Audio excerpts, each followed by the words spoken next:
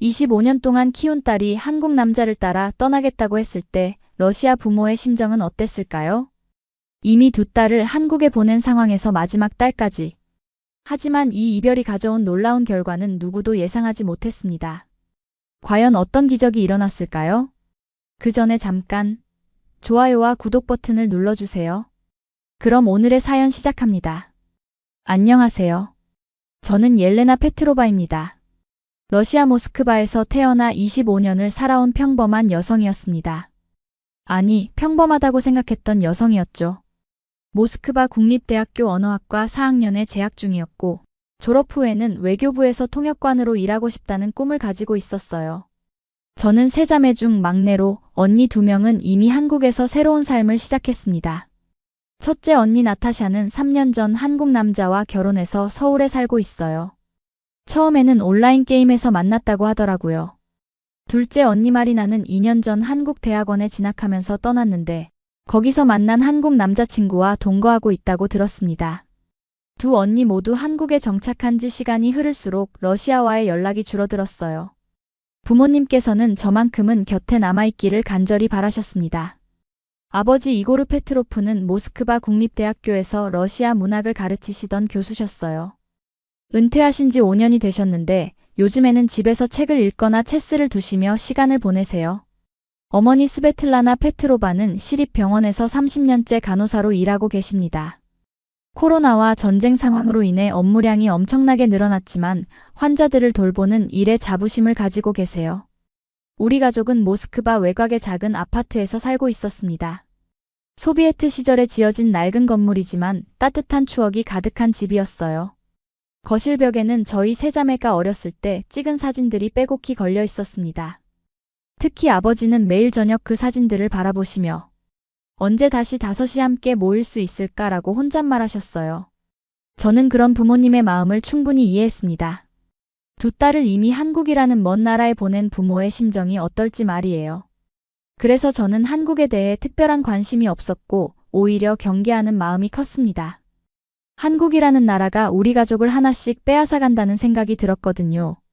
한국 드라마나 케이팝에 열광하는 러시아 친구들을 보면서도 왜 굳이 저런 걸 좋아해야 하지? 라고 생각했어요. 대학에서는 영어와 독일어를 전공하고 있었습니다. 한국어는 전혀 배울 생각이 없었어요.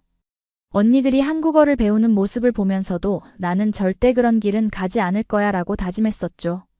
하지만 운명이라는 것은 정말 기묘한 것 같습니다. 제가 그토록 피하려 했던 한국이라는 나라가 결국 제 인생의 가장 중요한 부분이 될 줄 누가 알았겠어요. 2022년 2월 모스크바의 겨울은 유독 춥고 길었습니다. 영하 25도를 오가는 추위가 계속되었고 눈이 무릎까지 쌓인 날들이 많았어요. 전쟁이 시작되면서 도시 전체가 무거운 침묵에 빠져 있었습니다. 지하철 안에서도 사람들의 표정이 어두웠고 평소보다 대화하는 소리가 줄어들었어요. 거리에는 사람들이 현저히 줄어들었고 상점들도 하나둘 문을 닫기 시작했습니다. 저는 그런 상황에서도 대학 강의를 듣고 통역 아르바이트를 하며 하루하루를 버텨나갔습니다. 매일 아침 6시 30분에 일어나서 샤워를 하고 7시에는 부엌에서 어머니가 끓여주시는 진한 홍차를 마시며 하루를 시작했어요. 러시아식 검은 빵에 버터와 잼을 발라 먹는 것이 저의 아침 식사였죠. 아버지와 함께 아침 뉴스를 보는 것도 일상의 한 부분이었습니다. 아버지는 은퇴하신 후로는 주로 집에서 시간을 보내셨어요. 서재에서 톨스토이나 도스토옙스키의 소설을 다시 읽으시거나 오래된 체스판을 꺼내서 혼자 문제를 풀어보시곤 했습니다. 요즘 들어서는 창밖을 바라보는 시간이 많아지셨어요. 특히 저녁 시간에는 거실 소파에 앉아서 멍하니 하늘을 바라보시며 언니들이 보고 싶다고 혼잣말하시는 모습을 자주 목격했습니다. 그럴 때마다 제 가슴이 아팠어요. 어머니는 병원에서 간호사로 일하시는데 전쟁 상황으로 인해 업무량이 엄청나게 늘어났습니다. 부상당한 군인들이나 스트레스로 인한 환자들이 급증했거든요. 하루에 12시간씩 근무하시는 날들이 많아졌지만 그래도 집에 돌아오시면 항상 저에게 오늘 어땠니? 힘든 일은 없었어? 라며 따뜻하게 물어보셨습니다. 어머니의 손은 항상 소독약 냄새가 났지만 그 손으로 제 머리를 쓰다듬어 주실 때 가장 안전함을 느꼈어요. 저희 가족의 저녁 식사 시간은 하루 중 가장 소중한 시간이었습니다. 비록 언니들은 한국에 있어서 함께할 수 없었지만 가능할 때마다 화상통화로나마 함께 식사를 하려고 노력했어요. 모스크바 시간 저녁 7시는 서울 시간으로는 새벽 1시였지만 언니들은 종종 저희와 함께 식사하기 위해 늦은 시간에도 화상통화에 참여해 주었습니다. 나타샤 언니는 서울에서 한국어 강사로 일하고 있다고 했어요. 한국 남편과 함께 강남구에 있는 작은 아파트에서 살고 있다고 하더라고요. 마리나 언니는 연세대학교 대학원에서 국제관계학을 공부하면서 동시에 러시아어 과외를 해서 생활비를 벌고 있다고 했습니다. 두 언니 모두 한국 생활에 적응했다고는 하지만 가끔 화상통화할 때 보면 무언가 그리워하는 표정을 지을 때가 있었어요. 대학에서는 주로 언어학 이론과 실습 수업을 들었습니다. 러시아어의 문법 구조를 분석하거나 영어와 독일어 번역 연습을 하는 수업들이었죠. 통역 아르바이트는 주로 주말에 했는데 모스크바를 방문하는 외국인 관광객들이나 비즈니스맨들을 위한 통역이었어요. 시간당 1,500루블 정도 받았는데 당시 상황으로는 꽤 괜찮은 수입이었습니다. 하지만 평온해 보이는 일상 속에도 미묘한 긴장감이 흐르고 있었습니다. 아버지는 종종 텔레비전에서 한국 관련 뉴스가 나오면 채널을 돌리시거나 저 나라가 우리 딸들을 다 가져갔다고 중얼거리셨어요. 처음에는 농담처럼 들렸지만 시간이 지날수록 그 말 속에 담긴 진짜 감정이 무엇인지 알게 되었습니다. 어머니 역시 언니들과 통화할 때마다 언제 돌아올 거니? 러시아가 그리웁지 않니? 라고 물어보시곤 했습니다. 그럴 때마다 언니들은 애매하게 웃으며 아직은 할 일이 많아서 또는 좀 더 안정되면 이라는 식으로 대답을 피했어요. 그런 대화를 지켜보는 것만으로도 마음이 무거웠습니다. 저는 그런 모습들을 지켜보며 불안감이 점점 커져갔어요. 혹시 저도 언젠가는 이 집을 떠나게 되는 건 아닐까 하는 막연한 두려움이 들었습니다. 동시에 절대 그런 일은 없을 거야. 나는 부모님 곁을 떠나지 않을 거야 라고 다짐했죠. 하지만 마음 한구석에서는 알 수 없는 불안감이 계속 자라고 있었어요. 통역 아르바이트를 하면서 만나는 외국인들 중에는 한국인들도 종종 있었습니다. 그들을 볼 때마다 복잡한 감정이 들었어요. 대부분 친절하고 예의 바른 사람들이었지만 동시에 우리 가족을 흩어놓은 나라 사람들이라는 생각도 있었거든요. 한국 사람들이 어떻게 우리 언니들을 그렇게 매력적으로 느끼게 만들었을까? 라는 의문이 들었습니다. 친구들 사이에서는 한국 문화에 대한 관심이 점점 높아지고 있었어요. BTS나 블랙핑크 같은 K-팝 그룹의 팬들이 늘어났고 오징어 게임이나 킹덤 같은 한국 드라마를 보는 친구들도 많았습니다.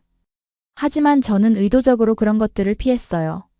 나는 한국 문화에 관심 없어라고 말하면서도 마음 한구석에서는 조금씩 궁금해지기 시작했습니다.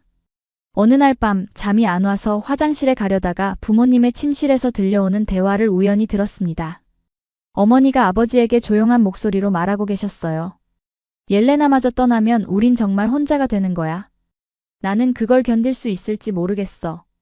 아버지는 한참 동안 말이 없으시더니 그 애는 다를 거야. 우리 곁에 남아있을 거야 라고 대답하셨습니다. 그 대화를 들은 후 저는 한참 동안 잠을 이룰 수 없었어요. 부모님의 기대와 불안, 그리고 제가 느끼는 미묘한 변화 사이에서 마음이 복잡해졌습니다. 과연 나는 평생 이곳에 머물 수 있을까? 그게 정말 행복한 삶일까? 라는 질문이 머릿속을 맴돌았죠. 대학에서도 비슷한 갈등이 있었습니다. 졸업 후 진로에 대해 교수님과 상담할 때 교수님은 해외에서 경험을 쌓아보는 것도 좋겠다고 조언하셨어요.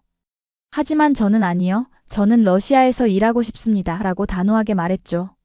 그런데 왜 그 말을 하면서도 마음 한구석이 허전했을까요? 2022년 3월 15일 화요일, 제 인생이 완전히 바뀐 날이었습니다. 아침부터 봄 기운이 살짝 느껴지는 날씨였어요. 눈이 녹기 시작해서 길가에 물웅덩이들이 생겼고 사람들의 표정도 조금은 밝아 보였습니다. 저는 평소와 같이 대학 수업을 마치고 집으로 돌아가려던 참이었어요. 그런데 갑자기 휴대폰이 울렸습니다. 통역 에이전시에서 온 급한 연락이었어요. 옐레나, 내일부터 3일간 국제 컨퍼런스에서 통역을 해줄 수 있어? 원래 담당자가 갑자기 아파서 대체 인력이 필요해. 저는 잠시 망설였지만 결국 수락했습니다. 추가 수입도 필요했고 경험을 쌓을 기회이기도 했거든요. 다음 날 아침 저는 모스크바 시내의 메트로폴 호텔로 향했습니다. 아시아-러시아 경제협력 포럼이라는 행사였는데 한국, 일본, 중국, 러시아의 기업인들이 모여서 무역과 투자에 관해 논의하는 자리였어요. 호텔 로비에 들어서자마자 여러 나라 언어가 뒤섞인 소리가 들렸습니다. 등록 데스크에서 명찰과 자료를 받은 후 저는 제가 담당할 한국 측 대표단을 찾아갔습니다. 그곳에서 저는 그를 만났어요. 김민준이라는 이름의 한국 청년이었죠. 나이는 저보다 2살 많은 27세였고 한국의 중견 IT 기업에서 해외 사업 담당자로 일하고 있다고 자기소개를 했습니다. 처음 봤을 때의 인상은 정말 강렬했어요. 키는 175cm 정도로 크지도 작지도 않은 평범한 체구였지만 눈빛이 특별했습니다. 진지하면서도 따뜻한 눈빛이었죠. 짙은 갈색 정장을 깔끔하게 차려입었고 검은색 뿔테 안경을 쓰고 있었어요. 머리는 자연스럽게 옆으로 넘긴 스타일이었는데 한국 남성 특유의 세련됨이 느껴졌습니다. 안녕하세요, 옐레나 페트로바 씨. 저는 김민준입니다. 앞으로 3일간 잘 부탁드립니다. 그가 러시아어로 인사했을 때 저는 깜짝 놀랐어요.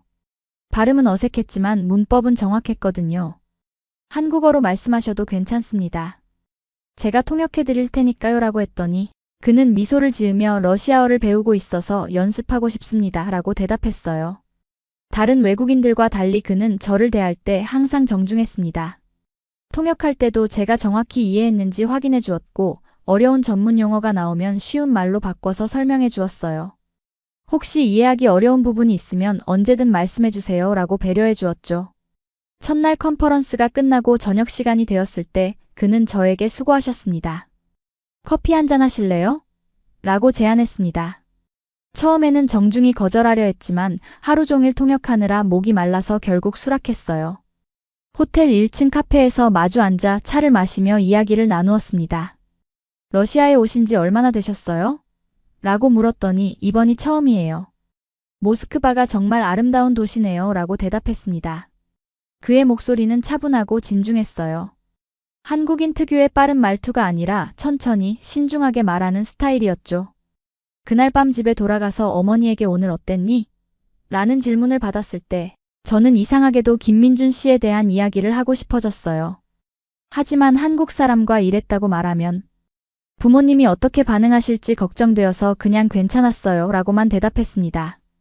그날 밤 잠자리에 누워서 계속 김민준 씨가 생각났어요. 왜 그런지 모르겠지만 그의 진지한 눈빛과 정중한 말투가 머릿속에서 떠나지 않았습니다. 내일 또 만나겠구나라고 생각하니 왠지 설레는 마음이 들었어요. 동시에 이런 마음을 가져도 될까? 라는 의문도 들었죠. 컨퍼런스 둘째 날 저는 평소보다 30분 일찍 일어나서 옷을 고르는데 더 많은 시간을 투자했어요. 스스로에게 왜 이러지? 라고 물으면서도 결국 평소보다 조금 더 신경 쓴 옷차림으로 호텔에 도착했습니다. 검은색 블레이저와 회색 치마, 그리고 어머니가 생일 선물로 주신 진주 목걸이를 착용했죠. 김민준 씨는 이미 컨퍼런스 룸에서 자료를 정리하고 있었어요. 저를 보자마자 환한 미소로 좋은 아침입니다. 옐레나 씨라고 인사했습니다. 그 순간 제 심장이 조금 빨리 뛰는 것을 느꼈어요. 이상하다. 어제까지는 이런 느낌이 없었는데 라고 생각했죠. 그날의 주제는 디지털 혁신과 미래 산업이었습니다. 김민준 씨는 한국의 오지 기술과 스마트시티 프로젝트에 대해 발표했는데 그의 전문성이 정말 인상적이었어요. 복잡한 기술적 내용을 쉽게 설명하는 능력이 뛰어났고 질문에 대답할 때도 논리적이고 명확했습니다. 발표 중간중간 저와 눈이 마주칠 때마다 그는 작은 미소를 보내주었어요. 통역이 잘 되고 있는지 확인하는 의미였겠지만 저에게는 왠지 특별하게 느껴졌습니다.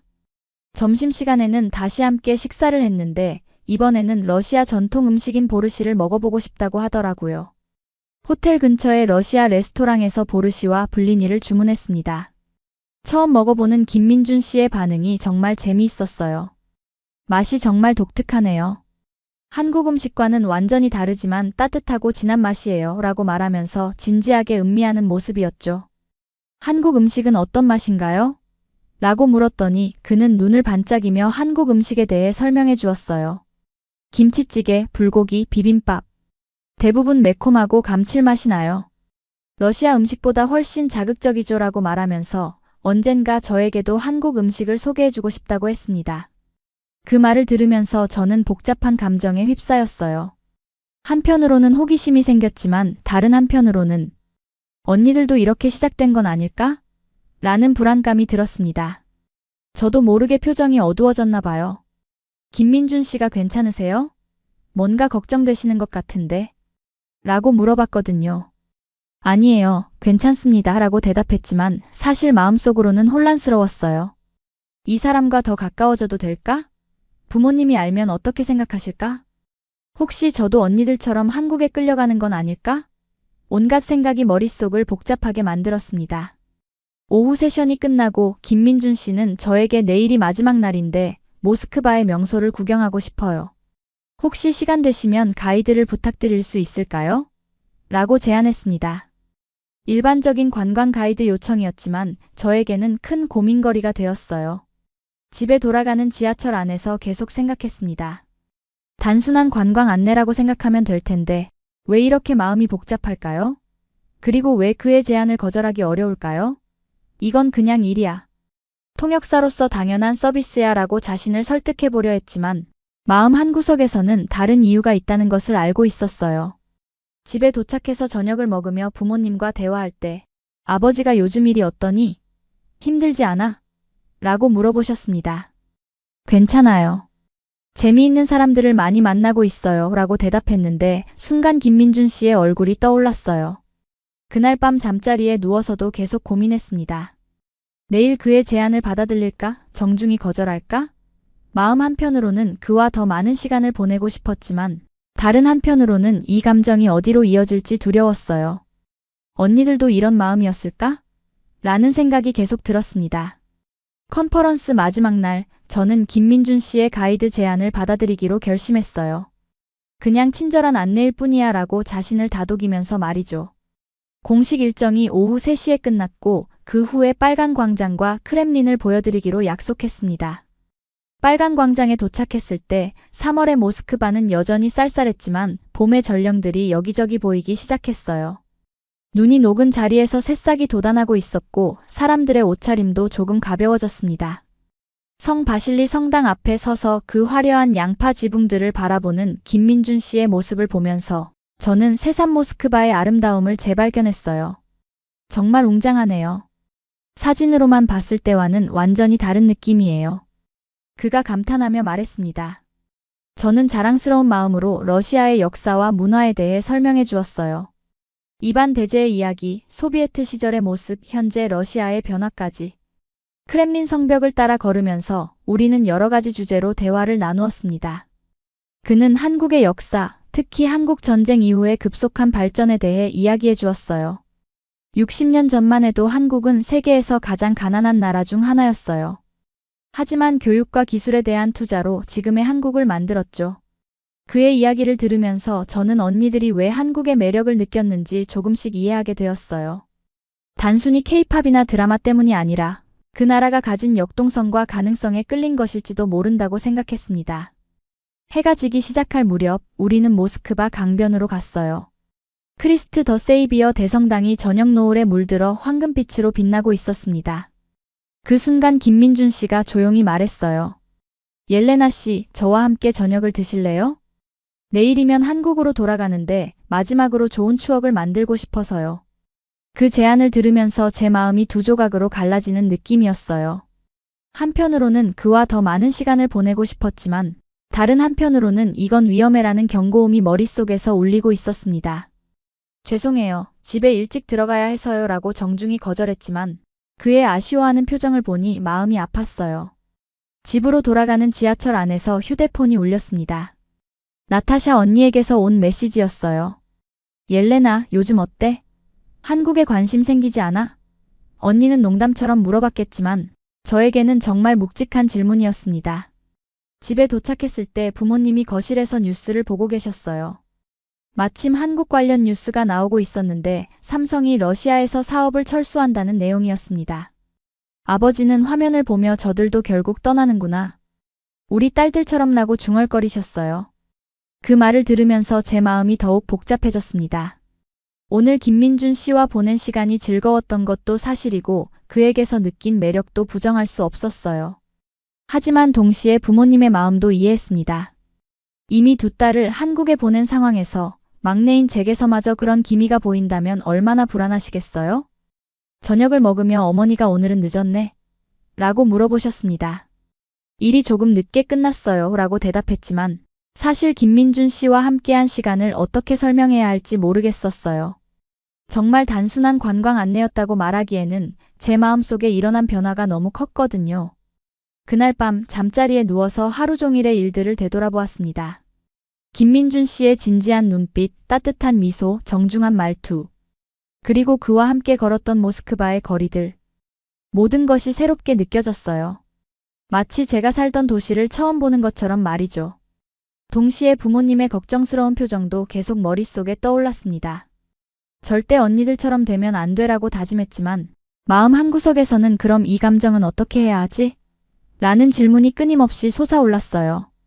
내일이면 그는 한국으로 돌아갈 테고 아마 다시 만날 기회는 없을 거라고 생각했습니다. 그런데 왜 이렇게 아쉬울까요? 다음 날 아침 김민준 씨가 떠나는 날이었어요. 저는 일부러 평소보다 늦게 일어나서 그를 배웅하러 가지 않으려고 했습니다. 어차피 다시 볼 일도 없을 텐데 굳이 아쉬운 이별을 만들 필요가 있을까? 라고 생각했거든요. 하지만 아침을 먹으면서도 계속 그가 떠올랐어요. 9시쯤 휴대폰에 메시지가 왔습니다. 김민준 씨였어요. 안녕하세요, 옐레나 씨. 오늘 공항으로 출발합니다. 3일 동안 정말 감사했어요. 덕분에 러시아에 대해 많이 알게 되었고 모스크바의 아름다움도 느낄 수 있었습니다. 기회가 되면 꼭 한국에도 놀러 오세요. 그 메시지를 읽으면서 가슴이 이상하게 먹먹해졌어요. 그냥 정중한 인사일 뿐이야 라고 생각하려 했지만 마지막 문장에 한국에도 놀러 오세요 라는 말이 계속 마음에 걸렸습니다. 대학에 가서 수업을 들었지만 집중이 전혀 안 되었어요. 교수님이 러시아 고전문학에 대해 설명하시는데 자꾸 김민준 씨가 한국 역사를 설명해 주던 모습이 떠올랐습니다. 점심시간에 친구 카차가 옐레나, 무슨 일 있어? 얼굴이 이상해라고 물어봤어요. 아니야, 괜찮아라고 대답했지만 사실 저 자신도 제가 왜 이런 상태인지 잘 모르겠었어요. 단지 3일 동안 일을 함께 한 사람일 뿐인데 왜 이렇게 마음이 허전할까요? 오후 수업도 거의 듣지 못했고 집으로 돌아가는 길도 평소보다 훨씬 길게 느껴졌습니다. 집에 도착해서 부모님과 저녁을 먹을 때 어머니가 요즘 컨퍼런스는 어떻게 끝났니? 라고 물어보셨어요. 잘 끝났어요. 별일 없었어요 라고 대답했지만 목소리가 평소와 달리 힘이 없었나 봐요. 아버지가 피곤해 보이는구나. 좀 쉬어도 되는데라고 걱정해 주셨습니다. 그날 밤 잠들기 전에 김민준 씨에게 답장을 보내야 할지 고민했어요. 예의상 무사히 도착하셨기를 바랍니다 라는 정도의 메시지를 보내는 게 맞을 것 같았지만 손이 떨려서 글을 쓸 수가 없었어요. 이런 내 모습이 이상해라고 생각하면서도 결국 메시지를 보내지 못했습니다. 며칠이 지났지만 상황은 나아지지 않았어요. 평소 재미있게 보던 러시아 드라마도 지루하게 느껴졌고 친구들과의 대화에도 집중할 수 없었습니다. 무엇보다 자꾸 한국에 대한 뉴스나 정보에 눈이 갔어요. 인터넷에서 한국 문화나 음식에 대한 기사를 읽고 있는 제 자신을 발견할 때마다 놀랐습니다. 어느 날 저녁 나타샤 언니와 화상통화를 하게 되었어요. 언니가 옐레나, 표정이 왜 그래? 무슨 일 있어? 라고 물어봤습니다. 순간 모든 걸 털어놓고 싶은 충동이 들었어요. 하지만 언니, 혹시 처음에 한국에 관심을 갖게 된 계기가 뭐였어? 라고만 물어봤습니다. 언니는 잠시 생각하더니 처음엔 정말 우연이었어. 온라인 게임에서 한국 사람을 만났는데 그 사람이 너무 친절하고 따뜻했거든. 그때부터 한국 문화에 관심이 생기기 시작했지라고 대답했어요. 그 말을 들으면서 저는 소름이 돋았습니다. 제 상황과 너무 비슷했거든요. 그럼 부모님은 어떻게 설득했어? 라고 다시 물었더니 언니는 한숨을 쉬며 처음에는 정말 힘들었어. 특히 엄마가 많이 우셨지. 하지만 내가 정말 행복해하는 모습을 보시고 점차 이해해 주셨어 라고 말했어요. 통화가 끝난 후 저는 더욱 혼란스러워졌어요. 혹시 저도 언니와 같은 길을 가게 되는 건 아닐까? 부모님이 그렇게 걱정하시는 일이 정말 일어나는 건 아닐까? 하지만 동시에 김민준 씨에 대한 그리움은 점점 커져만 갔습니다. 결국 일주일 후 저는 용기를 내서 김민준 씨에게 메시지를 보냈어요. 안녕하세요. 늦은 인사지만 무사히 도착하셨기를 바랍니다. 좋은 추억 만들어주셔서 감사했어요. 정말 간단한 메시지였지만 보내는 데만 1시간이 걸렸습니다. 놀랍게도 30분 후에 답장이 왔어요. 옐레나 씨, 연락 주셔서 감사해요. 한국에 와서도 계속 모스크바와 그곳에서 만난 분들이 그리워요. 혹시 시간 되시면 가끔 연락해도 될까요? 한국 문화에 대해 궁금한 것이 있으면 언제든 물어보세요. 그 메시지를 읽는 순간 제 심장이 두근거리기 시작했어요. 동시에 이제 정말 돌아올 수 없는 길에 들어서는 건 아닐까? 라는 불안감도 들었습니다. 하지만 그의 따뜻한 제안을 거절할 수는 없었어요. 네, 좋아요라고 짧게 답장을 보냈습니다. 그날 밤부터 저희는 거의 매일 메시지를 주고받기 시작했어요. 처음에는 일상적인 안부 인사였지만 점점 더 개인적인 이야기들을 나누게 되었습니다. 그는 한국의 계절 변화, 음식, 문화에 대해 사진과 함께 알려주었고, 저는 러시아의 일상과 대학 생활에 대해 이야기했어요. 김민준 씨와 매일 메시지를 주고받기 시작한 지 한 달이 지났어요. 처음에는 단순한 문화 교류라고 생각했지만 시간이 갈수록 제 마음속에서 일어나는 변화를 무시할 수 없게 되었습니다. 그의 메시지를 기다리며 휴대폰을 자주 확인하는 제 자신을 발견할 때마다 당황스러웠어요. 어느 날 저녁 그가 보내온 메시지는 평소와 달랐습니다. 옐레나 씨, 솔직히 말하면 매일 당신과 이야기하는 게 하루 중 가장 즐거운 시간이에요. 이상한가요? 그 메시지를 읽는 순간 제 심장이 크게 뛰었어요. 동시에 머릿속에서는 경고음이 울리기 시작했죠. 이건 정말 위험해라고 생각했어요. 단순한 친구 사이의 대화가 아니라는 걸 직감적으로 알 수 있었거든요. 하지만 정작 제 마음도 그와 다르지 않다는 것을 부인할 수 없었습니다. 저 역시 그의 메시지를 받을 때마다 기분이 좋아졌고 그와 이야기할 때면 시간 가는 줄 모르고 대화에 빠져들었어요. 그날 밤 잠들기 전까지 답장을 어떻게 보낼지 고민했습니다. 솔직하게 제 마음을 드러내자니 너무 부담스러웠고 그렇다고 냉정하게 거리를 두자니 마음이 아팠어요. 결국 저도 민준 씨와의 대화를 기다리게 돼요라는 애매한 답장을 보냈습니다. 며칠 후 더 큰 고민이 생겼어요. 김민준 씨가 혹시 화상통화해볼까요? 문자만으로는 한계가 있는 것 같아서요 라고 제안한 것입니다. 저는 한참을 망설였어요. 화상통화를 하면 관계가 더욱 깊어질 게 뻔했거든요. 하지만 동시에 그의 얼굴을 다시 보고 싶다는 마음도 간절했습니다. 결국 토요일 저녁에 첫 화상통화를 하게 되었어요. 부모님이 주무신 후 제 방에서 조용히 전화를 받았습니다. 오랜만에 보는 그의 얼굴은 기억보다 더 따뜻해 보였어요. 안녕하세요, 옐레나 씨. 정말 오랜만이네요. 그의 목소리를 직접 들으니 가슴이 두근거렸습니다. 2시간 동안 이어진 통화에서 우리는 정말 많은 이야기를 나누었어요. 그는 한국에서의 일상, 회사 생활, 취미 생활에 대해 들려주었고, 저는 러시아의 대학 생활과 장래 희망에 대해 이야기했습니다. 특히 그가 옐레나 씨의 꿈은 뭐예요? 라고 물었을 때 저는 처음으로 누군가에게 제 진짜 꿈을 말할 수 있었어요. 사실 저는 통역사보다는 국제관계 분야에서 일하고 싶어요. 서로 다른 문화의 사람들이 소통할 수 있도록 돕는 일을 하고 싶거든요. 그 말을 하면서 제 자신도 놀랐어요. 지금까지 부모님께도 말하지 못했던 꿈을 그에게는 자연스럽게 털어놓고 있었거든요.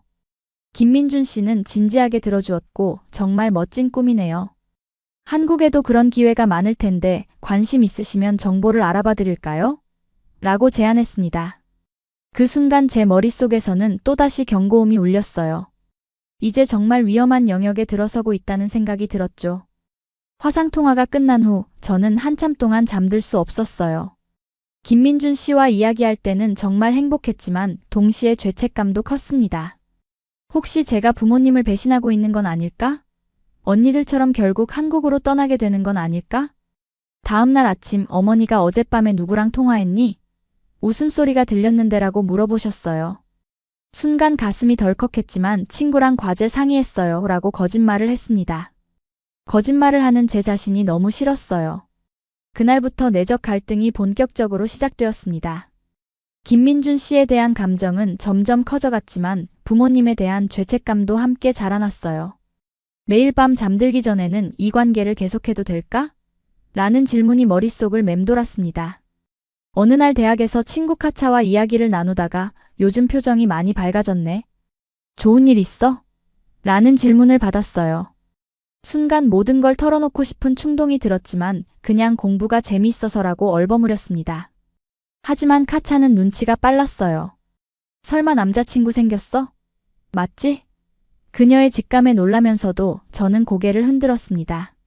아니야, 그런 거 아니야. 하지만 그 말을 하면서도 제 목소리에 확신이 없다는 걸 느꼈어요. 일주일 후 김민준 씨가 더욱 직접적인 이야기를 꺼냈어요. 옐레나 씨, 솔직히 말씀드리고 싶은 게 있어요. 저는 당신에게 특별한 감정을 느끼고 있어요. 이상한 말로 들릴지 모르지만 당신과 이야기할 때가 가장 행복해요.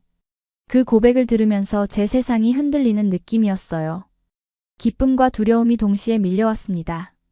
한편으로는 제 마음도 같다고 말하고 싶었지만 다른 한편으로는 이렇게 되면 정말 돌이킬 수 없을 거라는 생각이 들었어요. 민준 씨. 저는 한참을 망설이다가 말했어요.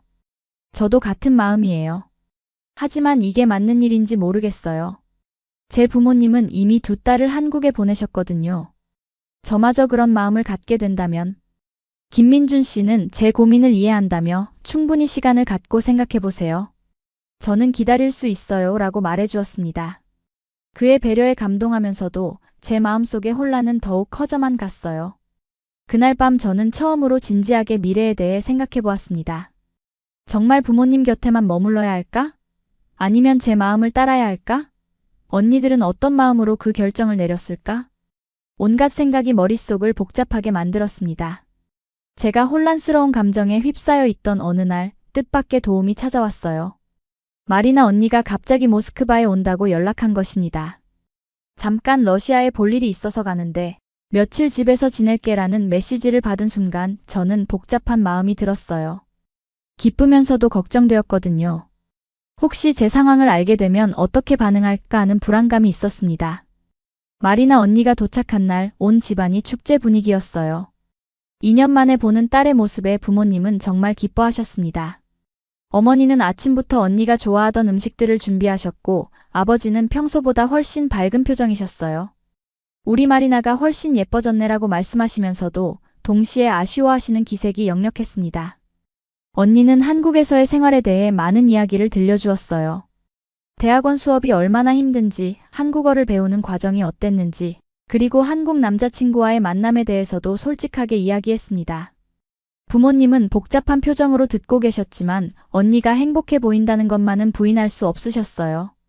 둘째 날 저녁 언니와 둘이서만 산책을 나갔어요. 모스크바 강변을 걸으면서 언니가 먼저 말을 꺼냈습니다. 옐레나, 너 요즘 뭔가 달라졌다. 예전보다 훨씬 생각이 많아 보여. 언니의 관찰력에 놀라면서도 이때가 기회라는 생각이 들었어요. 언니, 사실 고민이 있어. 저는 조심스럽게 말을 시작했습니다. 혹시 언니가 처음 한국에 관심을 갖게 되었을 때는 어땠어? 부모님 생각하면서 많이 고민했지? 마리나 언니는 잠시 멈춰 서서 제 얼굴을 자세히 들여다보았어요. 설마 너도 한국 사람을 만났어? 언니의 직감에 저는 깜짝 놀랐습니다. 어떻게 알았어? 표정을 보면 알아. 나도 그런 표정을 했었거든. 언니는 이해한다는 듯이 미소를 지었어요. 누구야? 어떻게 만났어? 저는 김민준 씨와 만나게 된 경위부터 지금까지의 모든 상황을 언니에게 털어놓았습니다. 컨퍼런스에서 처음 만났던 순간 함께 모스크바를 구경했던 일, 그리고 지금까지 이어지고 있는 연락까지 모든 걸 말했어요. 언니는 중간중간 고개를 끄덕이며 진지하게 들어주었습니다. 옐레나, 그 사람에 대한 내 감정이 진짜인 것 같다. 언니가 조용히 말했어요. 하지만 동시에 부모님에 대한 죄책감도 크지? 나도 똑같았어. 처음에는 정말 힘들었어. 그럼 언니는 어떻게 결정했어? 제가 간절하게 물었더니 언니는 한참을 생각하더니 대답했습니다. 처음에는 부모님 마음 때문에 포기하려고 했어. 하지만 깨달은 게 있어. 진짜 사랑이라면, 그리고 그것이 나를 더 나은 사람으로 만든다면 부모님도 결국 이해해 주실 거라는 걸. 언니의 말을 들으면서 마음 한구석이 밝아지는 느낌이었어요. 하지만 언니, 부모님은 이미 나타샤 언니와 언니를 보내셨는데 저마저 떠나면 너무 외로워하실 것 같아요. 그게 바로 내가 처음에 가진 생각이었어. 마리나 언니가 고개를 끄덕였습니다. 하지만 옐레나, 진짜 중요한 건 부모님이 우리가 행복하기를 바라신다는 거야. 물론 처음에는 반대하시겠지만 내가 정말 행복해한다면 결국 축복해 주실 거야. 정말 그럴까? 제가 의구심을 표하자 언니는 확신에 찬 목소리로 말했어요. 나는 확신해. 하지만 조건이 있어. 그 사람이 정말 널 소중히 여기는지, 그리고 네가 그 사람과 함께할 때 정말 행복한지를 확실히 해야 해. 그날 밤 언니는 제게 더 구체적인 조언을 해주었어요. 일단 그 사람을 부모님께 소개하는 건 어때? 물론 처음에는 친구라고 말하고 말이야. 부모님이 직접 보시고 판단하실 수 있도록. 그게 가능할까? 저는 의심스러웠습니다. 민준 씨는 한국에 있는데 화상통화라도 해보자. 언니가 제안했어요. 나도 그 사람이 어떤 사람인지 궁금해. 언니 입장에서 판단해 줄게. 며칠 후 언니의 제안으로 김민준 씨와 마리나 언니가 화상통화를 하게 되었어요. 저는 가슴이 두근거렸지만 언니를 믿고 자리를 마련했습니다. 30분 정도 이어진 통화에서 김민준 씨는 정중하고 진솔한 모습을 보여주었어요. 언니는 그에게 여러 가지 질문을 했고 그는 성실하게 대답했습니다. 통화가 끝난 후 언니의 반응은 긍정적이었어요. 옐레나, 그 사람 좋은 사람 같아. 무엇보다 너를 대하는 태도가 진짜 정중하고 배려심이 있어 보여. 그리고 너에 대해 이야기할 때 눈빛이 달라지더라. 정말? 제가 기뻐하자 언니는 조금 더 신중한 조언을 해주었습니다. 하지만 서두르지는 마. 시간을 갖고 서로를 더 알아가. 그리고 언젠가는 부모님께도 말씀드려야 해. 그때까지 마음의 준비를 해도. 언니가 한국으로 돌아가기 전 마지막 날 그녀는 저에게 작은 선물을 주었어요. 한국에서 가져온 작은 액세서리였는데 내 마음을 따라가되 현명하게 행동해라는 메모가 함께 있었습니다. 언니와의 대화를 통해 저는 많은 용기를 얻었어요. 물론 여전히 두렵고 불안했지만 적어도 혼자가 아니라는 느낌이 들었습니다. 그리고 김민준 씨에 대한 제 감정이 단순한 호감이 아니라 진짜 사랑일 수도 있다는 가능성을 인정하게 되었어요. 마리나 언니와의 대화 이후 저는 좀 더 적극적으로 김민준 씨와의 관계를 발전시켜 나가기로 마음먹었어요. 하지만 무작정 감정만 따르지는 않기로 했습니다. 언니의 조언처럼 시간을 갖고 서로를 더 깊이 알아가면서 동시에 부모님께 말씀드릴 준비도 차근차근 해나가기로 결심했죠. 우선 김민준 씨에게 제 마음을 좀 더 솔직하게 표현하기 시작했어요. 민준 씨, 저도 솔직히 말씀드리고 싶어요. 민준 씨와 대화할 때가 하루 중 가장 행복한 시간이에요. 그 메시지를 보내는 데만 1시간이 걸렸지만 보내고 나니 마음이 한결 가벼워졌습니다. 김민준 씨의 답장은 정말 따뜻했어요. 옐레나 씨가 그렇게 말씀해주니 정말 기뻐요. 저도 당신을 더 알고 싶고 더 가까워지고 싶어요.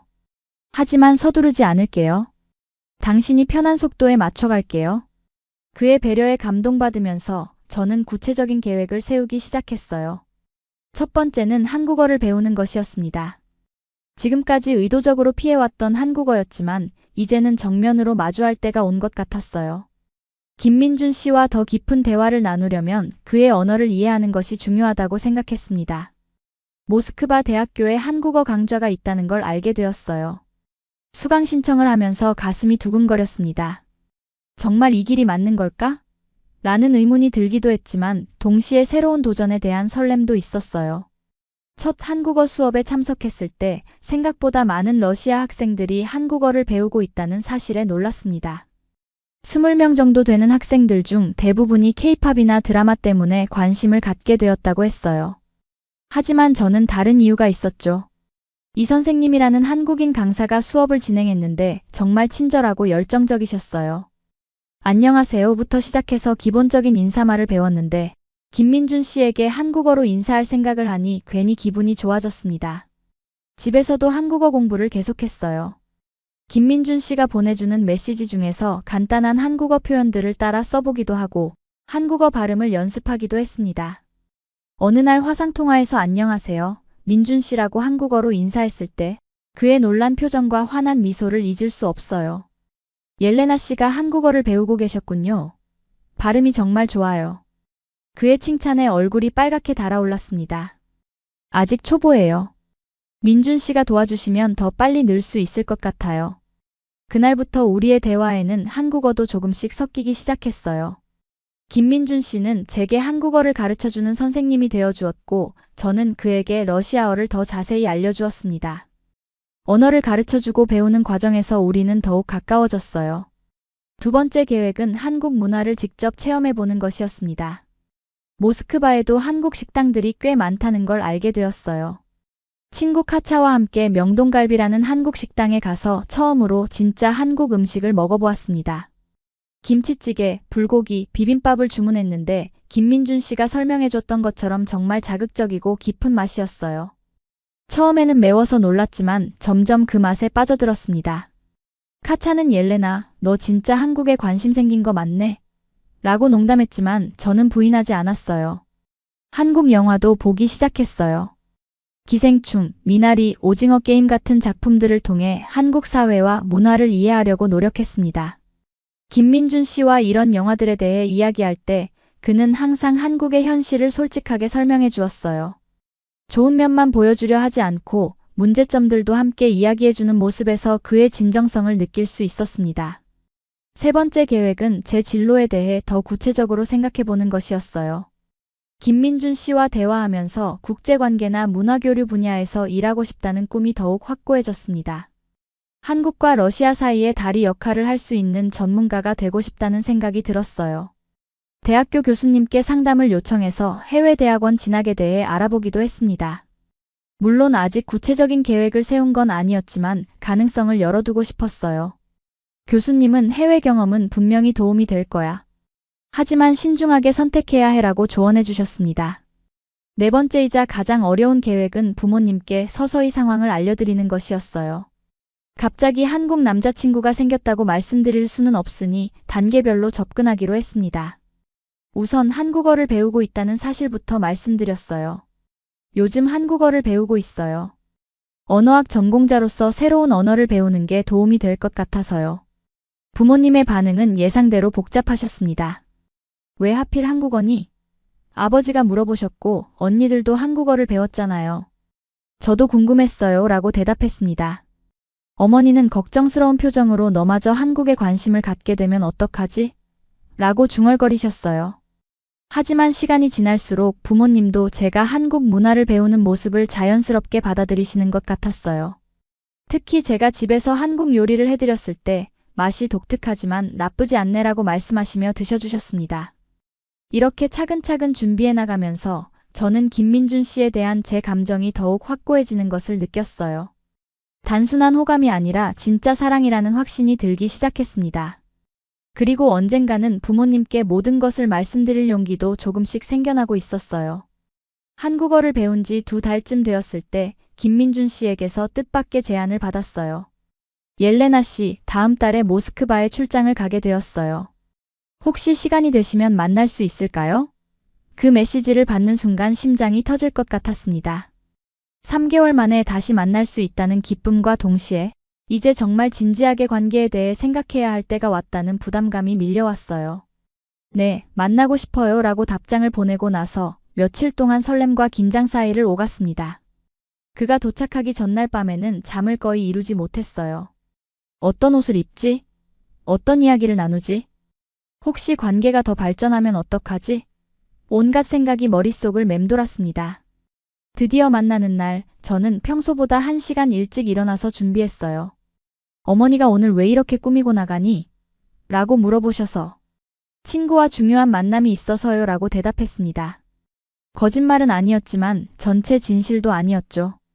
카페에서 기다리다가 그가 들어오는 순간 3개월 전의 감정이 그대로 되살아났어요. 아니, 그보다 더 강해졌다고 해야 맞을 것 같습니다. 그는 더욱 성숙해 보였고 저를 보는 눈빛에는 분명한 애정이 담겨 있었어요. 안녕하세요, 옐레나 씨. 정말 오랜만이에요. 그가 한국어와 러시아어를 섞어서 인사했고 저도 안녕하세요, 민준 씨. 보고 싶었어요 라고 한국어로 대답했습니다. 제 한국어 실력이 늘었다며 놀라워하는 그의 모습을 보니 뿌듯했어요. 이번에는 지난번보다 훨씬 편안하고 자연스럽게 대화를 나눌 수 있었습니다. 지난 3개월 동안 메시지와 화상통화로 많은 이야기를 나눴기 때문에 이미 서로에 대해 잘 알고 있었거든요. 그는 한국에서의 일상과 가족 이야기를 들려주었고 저는 대학 생활과 한국어 공부에 대해 이야기했어요. 점심을 함께 먹으러 간 러시아 식당에서 그는 제게 더욱 직접적인 이야기를 꺼냈어요. 옐레나 씨, 지난 3개월 동안 당신을 생각하지 않은 날이 없었어요. 저는 정말 진심이에요. 그의 고백을 들으면서 제 마음도 완전히 열렸습니다. 저도 같은 마음이에요, 민준 씨. 하지만 아직 부모님께 말씀드리지 못했어요. 시간이 더 필요할 것 같아요. 제 솔직한 고백에 그는 이해한다며 고개를 끄덕였습니다. 충분히 이해해요. 가족이 중요하다는 걸 알아요. 저도 기다릴게요. 그날 오후 우리는 모스크바 시내를 걸으며 더 깊은 대화를 나누었어요. 미래에 대한 꿈, 가족에 대한 생각, 연애관과 결혼관까지 정말 진지한 주제들을 이야기했습니다. 그 과정에서 저는 그가 얼마나 진정성 있는 사람인지 더욱 확실하게 알 수 있었어요. 옐레나 씨가 원한다면 언젠가 저희 부모님께도 소개해드리고 싶어요. 당신에 대해 많이 이야기했거든요. 그의 말을 들으면서 이 관계가 정말 진지한 것임을 실감했습니다. 동시에 저도 부모님께 말씀드릴 준비를 해야겠다고 생각했어요. 하루 종일 함께 시간을 보낸 후 헤어질 시간이 되었을 때 그는 제 손을 잡았어요. 옐레나 씨, 오늘 정말 행복했어요. 다음에 언제 만날 수 있을지 모르겠지만 기다릴게요. 그의 따뜻한 손을 느끼며 저도 마음을 전했습니다. 저도 기다릴게요. 하지만 너무 오래 기다리게 하지는 않을게요. 김민준 씨와의 재회 후 일주일이 지났을 때 예상치 못한 위기가 찾아왔어요. 어머니가 제 방에서 한국어 교재를 발견하신 것입니다. 그것만으로도 충분히 의심스러우셨을 텐데 마침 그 순간 김민준 씨에게서 메시지가 와서 휴대폰이 울렸거든요. 옐레나, 이게 뭐니? 어머니가 한국어 교재를 들고 심각한 표정으로 물어보셨어요. 그리고 누구한테서 이렇게 자주 연락이 오는 거야? 순간 머리가 하얘졌습니다. 아직 준비가 안 되어 있었는데 들키고 말았어요. 어머니, 제가 설명드릴게요.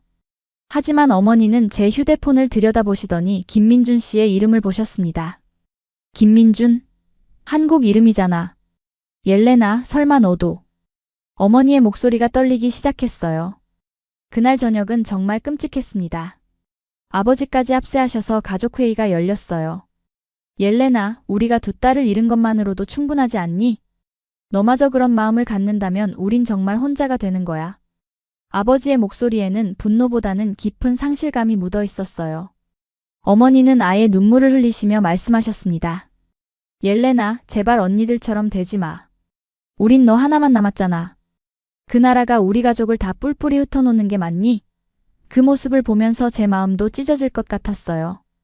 부모님, 저는 아직 아무 결정도 내리지 않았어요. 그냥 친구예요. 저는 어쩔 수 없이 거짓말을 했습니다. 하지만 부모님은 이미 눈치를 채고 계셨어요. 친구라면 왜 이렇게 자주 연락하고 왜 한국어까지 배우는 거야? 그 후 일주일 동안 집안 분위기는 최악이었어요. 부모님은 저와 대화를 거의 하지 않으셨고 저도 죄책감에 시달렸습니다. 김민준 씨에게 상황을 설명했더니 그는 제가 너무 서두른 건 아닐까요? 부모님께 상처드린 것 같아서 죄송해요 라고 말했어요. 더 큰 문제는 말이나 언니에게까지 소식이 전해진 것이었어요. 어머니가 언니에게 전화해서 옐레나도 한국 남자와 연락하고 있다고 말씀하신 것입니다. 언니는 저에게 조심스럽게 연락했어요. 옐레나, 괜찮아?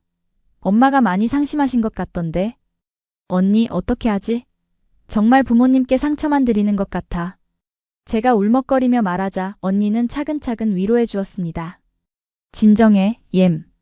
이런 과정은 필요한 거야. 엄마 아빠도 처음에는 내게도 똑같이 반응하셨어. 하지만 상황은 더욱 악화되었어요. 아버지가 제게 마지막 통보를 하신 것입니다. 옐레나, 선택해라. 그 한국 남자를 포기하든지 아니면 이 집을 떠나든지. 그 말을 듣는 순간 제 세상이 무너지는 느낌이었어요. 어머니도 우린 더 이상 아이들을 잃을 수 없어. 이해해줘, 옐레나라고 말씀하시며 눈물을 흘리셨습니다. 그날 밤 저는 정말 오랫동안 울었어요. 사랑과 가족 사이에서 선택해야 하는 상황이 이렇게 고통스러울 줄 몰랐습니다. 김민준 씨에게 상황을 이야기했더니 그는 옐레나 씨, 제가 물러날게요. 가족이 더 중요해요 라고 말했어요. 하지만 저는 그것도 원하지 않았습니다. 민준 씨, 조금만 기다려주세요. 방법을 찾아볼게요. 위기 상황이 계속되던 중 뜻밖의 전환점이 찾아왔어요. 나타샤 언니가 갑자기 모스크바에 온다고 연락한 것입니다. 부모님과 옐레나를 위해서 가야겠어라는 메시지를 받고 저는 마지막 희망을 품게 되었어요. 언니가 도착한 날 온 가족이 모여 앉았습니다. 3년 만에 보는 첫째 딸의 모습에 부모님은 기뻐하시면서도 복잡한 표정이셨어요. 나타샤 언니는 한국에서의 생활에 대해 솔직하게 이야기하기 시작했습니다. 엄마, 아빠, 제가 한국에서 정말 행복해요. 물론 처음에는 어려웠지만 이제는 제2의 고향이 된 것 같아요. 언니의 말에 부모님은 조용히 들어보셨습니다. 그리고 한국 남편과 제가 내년에 모스크바에 와서 살기로 했어요. 그 말에 모두가 깜짝 놀랐어요. 정말? 다시 러시아로 돌아온다고? 어머니가 믿을 수 없다는 표정으로 물어보셨습니다. 네, 남편이 러시아에서 사업을 시작하기로 했어요. 그리고 저희 아이들도 러시아와 한국 두 문화를 모두 경험했으면 좋겠고요. 이 소식에 집안 분위기가 완전히 바뀌었어요. 부모님은 딸이 다시 가까이 온다는 기쁨에 눈물을 흘리셨고 저는 새로운 가능성을 보게 되었습니다. 한국과 연결되는 것이 반드시 가족과 멀어지는 것만은 아니라는 걸 보여주는 증거였거든요. 그날 밤 나타샤 언니와 둘이서 이야기할 기회가 있었어요. 옐레나, 내 상황을 들었어. 정말 힘들겠다. 언니는 제 손을 잡으며 위로해 주었습니다. 하지만 포기하지 마. 부모님도 결국 이해하실 거야. 하지만 언니처럼 다시 러시아로 돌아올 수는 없을 것 같아요. 제가 말하자 언니는 미소를 지으며 그건 아직 모르는 일이야. 사랑이라면 길은 반드시 있어라고 말해주었어요. 며칠 후 저는 중대한 결심을 하게 되었어요. 김민준 씨에게 부모님과 직접 화상통화를 해달라고 부탁한 것입니다. 민준 씨, 더 이상 숨길 수 없을 것 같아요. 부모님께 직접 인사드려주세요. 김민준 씨는 처음에 망설였지만 결국 제 부탁을 들어주기로 했어요. 옐레나 씨가 원한다면 최선을 다해볼게요. 하지만 부모님이 거부하시면 깔끔하게 포기할게요. 화상통화 날짜를 잡고 부모님께 말씀드리는 것이 가장 어려웠어요. 부모님, 제가 좋아하는 사람이 있어요. 한국 사람이에요. 직접 만나보시겠어요? 그 말을 하는데 엄청난 용기가 필요했습니다. 아버지는 처음에 화를 내셨지만 나타샤 언니가 아빠, 한 번은 만나보시는 게 좋을 것 같아요. 옐레나가 어떤 사람을 좋아하는지 알아야 판단할 수 있잖아요 라고 설득해 주셨어요. 드디어 운명의 화상통화 날이 왔습니다. 김민준 씨는 정장을 입고 정중하게 인사했어요. 안녕하세요. 김민준입니다. 옐레나 씨의 부모님을 뵙게 되어 영광입니다. 유창한 러시아어에 부모님이 먼저 놀라셨어요. 30분 동안 이어진 대화에서 김민준 씨는 자신의 가족, 직업, 그리고 저에 대한 마음을 진솔하게 이야기했습니다. 저는 옐레나 씨를 정말 소중히 생각합니다. 그리고 부모님의 마음도 충분히 이해합니다. 저 역시 가족이 가장 중요하다고 생각해요.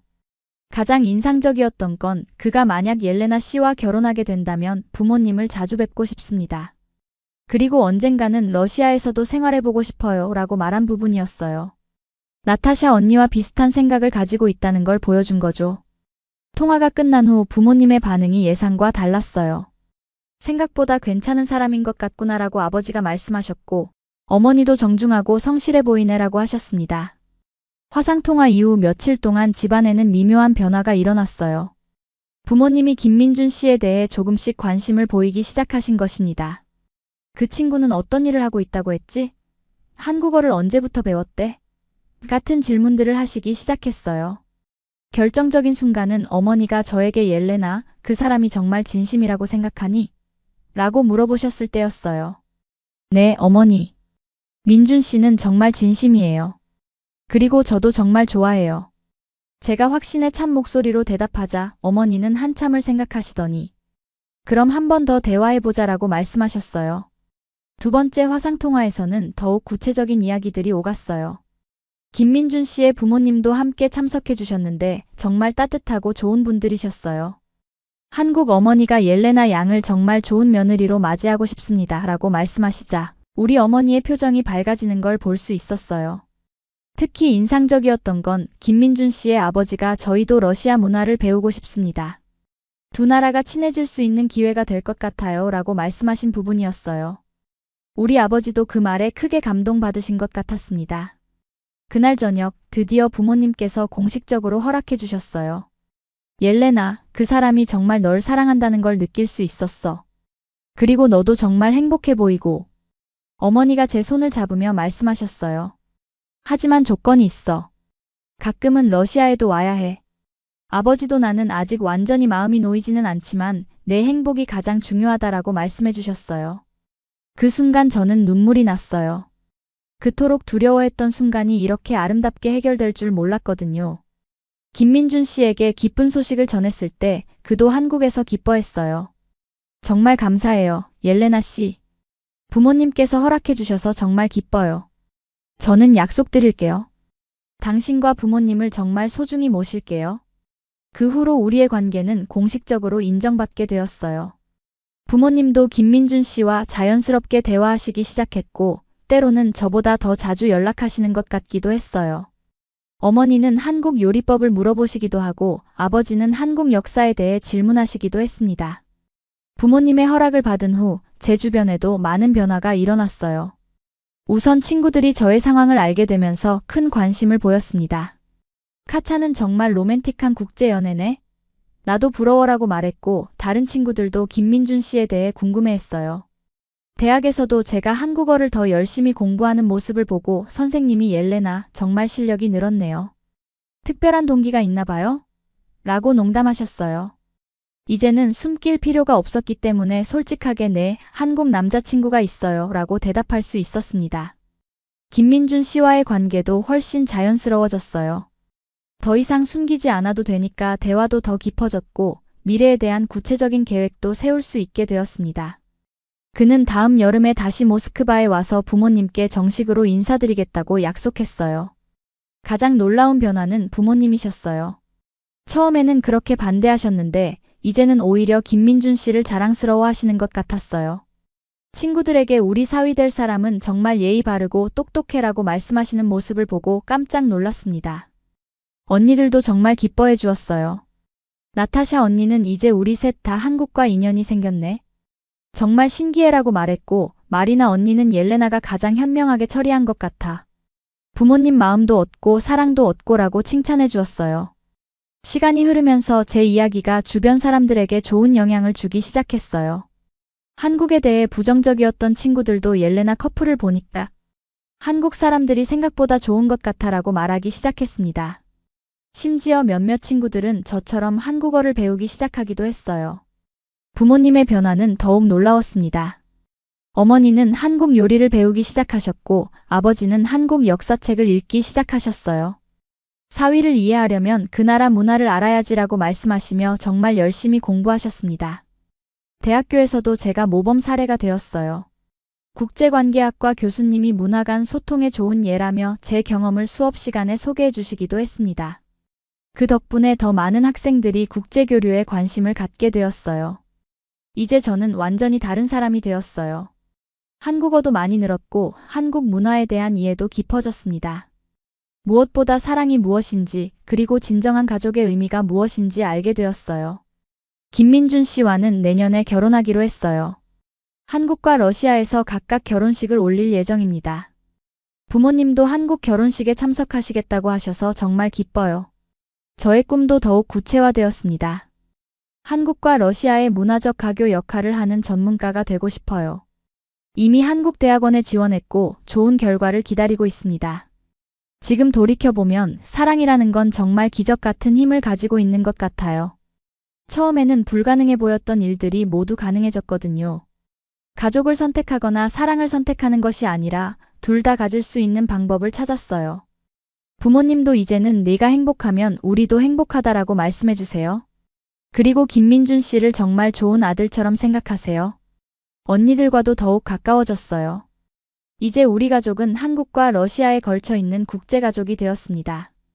여러분 중에도 국제연애나 결혼을 고민하고 계신 분들이 있다면 포기하지 마세요. 진정한 사랑이라면 반드시 길이 있을 거예요. 그리고 가족의 사랑도 결국 여러분의 행복을 원한다는 것을 믿어주세요. 이 감동적인 사랑 이야기가 마음에 드셨다면 좋아요와 구독 부탁드려요. 그리고 여러분의 국제연애 경험이나 조언이 있다면 댓글로 나눠주세요. 다음에도 더 좋은 이야기로 찾아뵙겠습니다. 감사합니다.